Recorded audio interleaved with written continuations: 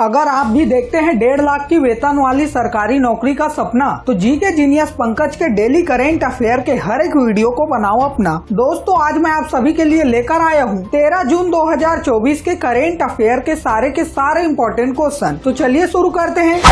आज का पहला सवाल आप सभी के स्क्रीन पर है। प्रधानमंत्री नरेंद्र मोदी ने लगातार तीसरी बार भारत के पीएम पद की शपथ ली। वह किस लोकसभा क्षेत्र से जीते हैं? ऑप्शन है लखनऊ, गांधीनगर, वाराणसी या फिर इंदौर। अगर आपको इस सवाल का सही जवाब पता हो तो हमारे कमेंट बॉक्स में इसका उत्तर जरूर बताइएगा, और अगर ना भी पता हो तो तुक्का लगाइएगा। उत्तर है ऑप्शन सी, वाराणसी। नरेंद्र मोदी ने प्रधानमंत्री के रूप में तीसरी बार शपथ लेते ही इतिहास रच दिया है। पीएम मोदी भारतीय राजनीति के दूसरे ऐसे नेता बन गए हैं जिन्होंने लगातार तीसरी बार पीएम पद की शपथ ली है। इनसे पहले केवल भारत में पहले प्रधानमंत्री पंडित जवाहरलाल नेहरू ने यह कारनामा किया था। मोदी मंत्रिमंडल में 30 कैबिनेट मंत्री, 5 स्वतंत्र प्रभार वाले राज्य मंत्री और 36 राज्य मंत्री शामिल है। तो अगला और दूसरा सवाल है, प्रेम सिंह तमांग ने हाल ही में किस राज्य में मुख्यमंत्री के तौर पर शपथ लिया है? ऑप्शन है अरुणाचल प्रदेश, मेघालय, उड़ीसा या फिर Sikkim. The correct answer is option D, Sikkim. Sikkim क्रांतिकारी मोर्चा मतलब एसकेएम प्रमुख प्रेम सिंह तमांग ने लगातार दूसरी बार सिक्किम राज्य के मुख्यमंत्री के रूप में शपथ ली है। 56 वर्षीय राजनेता को गंगटेक के पलजोर स्टेडियम में आयोजित एक समारोह में राज्यपाल लक्ष्मण प्रसाद आचार्य ने पद और गोपनीयता की शपथ दिलाई। सिक्किम क्रांतिकारी मोर्चा मतलब एसकेएम पार्टी ने विधानसभा चुनाव में राज्य की 32 में से 31 सीटें जीती है। तो अगला और तीसरा सवाल है, फ्रेंच ओपन 2024 का महिला खिताब जीतने वाली ईगा स्वीटेक किस देश की खिलाड़ी है? ऑप्शन है फ्रांस, यूएसए, जर्मनी या फिर Poland. The correct answer is option D, Poland country. Iga Swiatek Jasmine Paolini को हराकर लगातार तीसरी बार फ्रेंच ओपन महिला खिताब जीती। पोलैंड की 23 वर्षीय 2005 से 2007 तक जस्टिन हेनिन के बाद पेरिस में लगातार 3 ट्रॉफियां जीतने वाली पहली महिला खिलाड़ी बनी है। ईगा स्वीटेक वर्तमान में महिला टेनिस संघ द्वारा महिला एकल में विश्व की नंबर 1 खिलाड़ी है। तो अगला सवाल जानने से पहले चलिए जानते हैं 13 जून 2024 को क्या स्पेशल है। तो दोस्तों, आज है international albinism awareness day. Albinism के बारे में जागरूकता बढ़ाने और एल्बिनिज्म से पीड़ित लोगों के अधिकारों और कल्याण को बढ़ावा देने के लिए प्रत्येक वर्ष 13 जून को अंतर्राष्ट्रीय एल्बिनिज्म जागरूकता दिवस मनाया जाता है। अब आखिर एल्बिनिज्म क्या है? एल्बिनिज्म एक विरासत में मिली स्थिति है जिसके कारण किसी व्यक्ति की त्वचा, बाल और आंखें बहुत हल्की हो जाती है। ऐसा इसलिए होता है क्योंकि उनके शरीर में सामान्य से कम मेलेनिन होता है। मेलेनिन त्वचा, बाल और आंखों को उनका रंग देता है। और अगर आपको ज्यादा समझ न आए तो आप इस फोटो को देखकर समझ सकते हैं। तो चलिए बढ़ते हैं अगले सवाल की तरफ। हाल ही में समाचारों में रहा सुहेलवा वन्य जीव अभ्यारण्य किस राज्य में स्थित है? ऑप्शन है उत्तर प्रदेश, मध्य प्रदेश, राजस्थान या फिर गुजरात।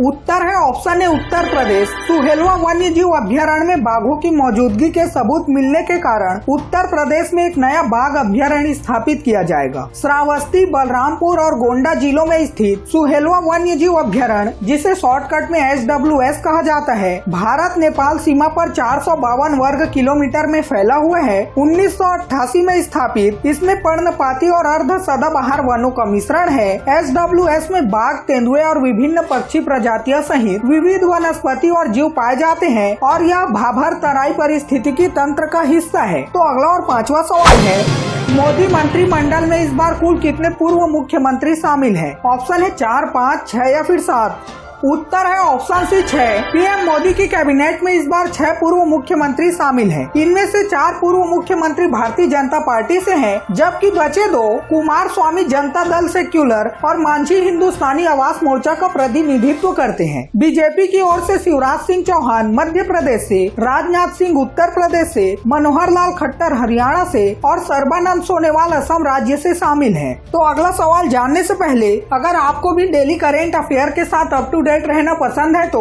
इस वीडियो को लाइक और चैनल को सब्सक्राइब या फॉलो करके कमेंट में इस वीडियो के लास्ट में पूछे गए सवाल का जवाब जरूर बताइएगा। तो अगला सवाल है, यूनाइटेड नेशन मतलब UN ने हाल ही में बच्चों के खिलाफ अपराध करने वाले अपराधियों की वैश्विक सूची में किस देश को जोड़ा है? ऑप्शन है इजराइल, मैप ऑफ डॉग मतलब पाकिस्तान, ईरान या फिर मालदीव। उत्तर है ऑप्शन ए इजराइल। हाल ही में संयुक्त राष्ट्र महासचिव एंटोनियो गुटेरेस ने बच्चों के खिलाफ अपराध करने वाले अपराधियों की वैश्विक सूची में इजराइल की सेना को शामिल किया है। एक राजनयिक सूत्र के अनुसार इजराइल रक्षा बलों के साथ हमास और फिलिस्तीनी इस्लामिक जिहाद को भी सूची में जोड़ा गया था। और अगर बात की जाए हमास इजराइल युद्ध की, तो हमास इजराइल युद्ध 7 अक्टूबर को इजराइल पर हमास के नेतृत्व वाले हमले से शुरू हुआ था। तो अगला और 7वां सवाल आप सभी के स्क्रीन पर है। भारतीय रिजर्व बैंक आरबीआई के अनुसार वित्त वर्ष 2025 में भारत के लिए अनुमानित वास्तविक जीडीपी विकास दर क्या है? ऑप्शन है 6.5, 7, 7.2 या फिर 7.5%। The correct answer is option C 7.2%। भारतीय रिजर्व बैंक आरबीआई ने वित्त वर्ष 2024-25 के लिए जीडीपी वृद्धि अनुमान को संशोधित कर 7.2% कर दिया है। पहले के 7% के अनुमान में संशोधन का श्रेय निजी उपभोग में वृद्धि तथा ग्रामीण क्षेत्रों में मांग में पुनः वृद्धि को दिया गया है। आरबीआई गवर्नर शक्तिकांत दास ने द्विमासिक मौद्रिक नीति की घोषणा के दौरान घरेलू आर्थिक गतिविधि में लचीलेपन को देखते हुए इस बात पर प्रकाश डाला। आरबीआई को उच्च आवृत्ति वाले संकेतकों से समर्थन प्राप्त है जो विनिर्माण क्षेत्र में वृद्धि तथा सेवा क्षेत्र में निरंतर तेजी दर्शाते हैं।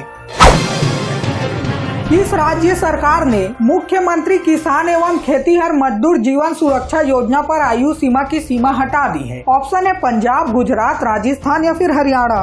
उत्तर है ऑप्शन डी हरियाणा। हरियाणा सरकार ने कृषि मशीनरी चलाते समय मृत्यु या विकलांगता की स्थिति में वित्तीय सहायता प्रदान करने वाली मुख्यमंत्री किसान एवं खेतीहर मजदूर जीवन सुरक्षा योजना पर आयु सीमा की सीमा हटा दी है। इस योजना में अब सभी आयु वर्ग के किसान, कृषि मजदूर और मंडी मजदूर शामिल हैं। पहले आयु संबंधी प्रतिबंध थे, लेकिन अब 10 वर्ष से कम आयु के बच्चे और 65 वर्ष से अधिक आयु के व्यक्ति भी लाभ के लिए पात्र हैं।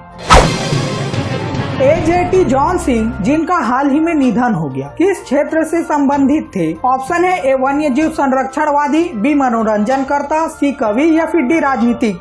उत्तर है ऑप्शन है वन्य जीव संरक्षणवादी। प्रतिष्ठित भारतीय वन्य जीव संरक्षणवादी और जीव विज्ञानी एजेटी जॉन सिंह का 78 वर्ष की आयु में 7 जून 2024 को बेंगलुरु में निधन हो गया। तमिलनाडु के पश्चिमी घाट में जन्मे वे जिम कॉर्बेट की कहानियों से प्रभावित थे। एजेटी जॉन सिंह भारतीय वन्य जीव संस्थान में शामिल हुए और बाघ संरक्षण और विभिन्न संगठनों में महत्वपूर्ण भूमिकाएं निभाई। उनका शोध विविध प्रजातियों पर केंद्रित था और उन्होंने वन्य जीव संरक्षण पर 70 से अधिक वैज्ञानिक पत्र और 80 लोकप्रिय लेख लिखे। तो दोस्तों चलिए बढ़ते हैं अगले सवाल की तरफ। 18वें मुंबई अंतर्राष्ट्रीय फिल्म महोत्सव का मुख्य आयोजन किस शहर में होगा? ऑप्शन है दिल्ली, चेन्नई, चंडीगढ़ या फिर Mumbai. The correct answer is option D Mumbai. 18वें मुंबई अंतर्राष्ट्रीय फिल्म महोत्सव का मुख्य स्थल मुंबई स्थित FDNFDC कॉम्प्लेक्स होगा। भारत की मनोरंजन राजधानी के रूप में मुंबई इस महत्वपूर्ण फिल्म महोत्सव के लिए एक आदर्श पृष्ठभूमि प्रदान करता है जो सुगमता और जीवंत सांस्कृतिक परिदृश्य प्रदान करता है। यह महोत्सव 15 जून से 21 जून 2024 तक चलेगा, जिसमें एक सप्ताह तक फिल्म स्क्रीनिंग, मास्टर क्लास और चर्चाएं शामिल होंगी। 59 देशों से 1000 से अधिक फिल्म की प्रस्तुति के साथ मेजबान शहर के रूप में मुंबई की भूमिका वैश्विक फिल्म समुदाय में इसके महत्व पर जोर देती है। तो अगला सवाल है, बजर बजने के कारण आज की प्रश्नोत्तरी यहीं पर समाप्त करनी पड़ेगी। उससे पहले चलिए जानते हैं कल के सवाल का सही जवाब क्या था। कल के सवाल का सही जवाब है ऑप्शन ए पेरू। भारत की यूपीआई तकनीक अपनाने वाला पहला दक्षिण अमेरिकी देश का नाम पेरू है। तो दोस्तों चलिए देखते हैं आज का सवाल क्या है। मोदी मंत्रिमंडल 2024 में कुल कितनी महिलाओं को शामिल किया गया है? ऑप्शन है 5, 6, 7 या फिर 8। अगर आपको इस सवाल का सही जवाब पता हो तो हमारे कमेंट बॉक्स में इसका उत्तर जरूर बताइएगा, और अगर न भी पता हो तो तुक्का लगाइएगा। कल सुबह 6 बजे फिर मिलते हैं 14 जून 2024 के करेंट अफेयर के वीडियो के साथ। तब तक के लिए बाय बाय, जय हिंद, जय भारत।